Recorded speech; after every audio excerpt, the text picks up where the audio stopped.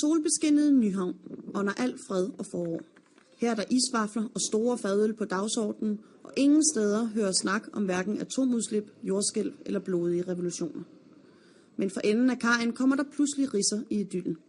For her står en mand med et gruopvækkende budskab. So we are telling people that Judgment Day is May the 21st, 2011.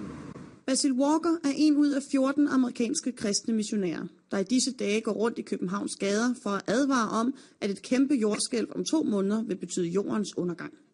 The Bible says at the end of the world, in Revelation chapter 16, the Bible said there will be a great earthquake on that day, on May the 21st, 2011, such as the world has never known, worldwide. De 14 missionærer er alle tilknyttet radiostationen Family Radio.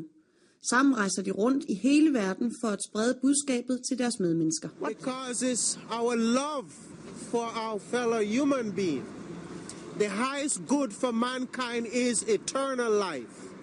Dommedagsprofetier er ikke noget nyt fænomen. Men ifølge Alessandra Rose Johnson, et andet medlem af Family Radio, er der denne gang ingen tvivl.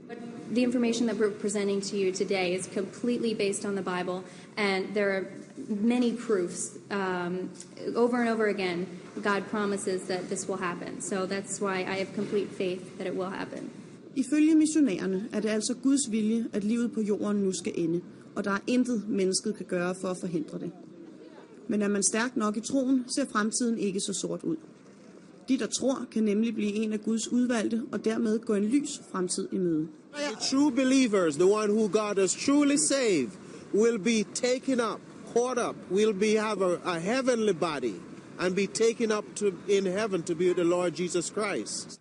Men dem, der ikke tror, har derimod god grund til at frygte fremtiden. But what about me? Should I be afraid? Absolutely. If we are not saved, we must be afraid. We should be very frightened. Panikken synes dog ikke for alvor at have spredt sig i de københavnske gader endnu. Optimismen er stor, og der skal lidt mere end 14 missionærers dommedagsprofetier til, for at få gjort kål på det gode forårshumør. Der er sådan en kristen organisation, der siger, at jorden skulle gå under den 21. maj med kæmpe jordskælv, og kun de frelste vil komme i himlen. Jamen, så er jeg klar. Ja? Ja. Jamen, jeg tror ikke på det. Tror du på det? Nej, jeg finder det for usandsynligt. Missionærerne fra Family Radio har aldrig været i tvivl. De har alle brugt tusindvis af kroner fra egen lomme på at rejse rundt i verden og uddele de hvide foldere med det klare budskab. This is what I want to spend my money doing, especially because the time is so short. This is what God commands us to do, is to go forth and spread the word. So that's what we're doing. Obviously, I wouldn't be here. I wouldn't have sold everything I had to come here to do this. I do this because I love fellow mankind. Have you left everything from home? Have you sold everything? Everything. You wouldn't believe the stuff I had. I don't care about it. It's gonna burn in about 55 days. Og nu er det altså ved at være oppe over. Family Radio har sat de sidste kræfter ind, og vil til det sidste fortsætte med at sprede Guds ord, så alle kan få en mulighed for at blive en af Guds udvalgte.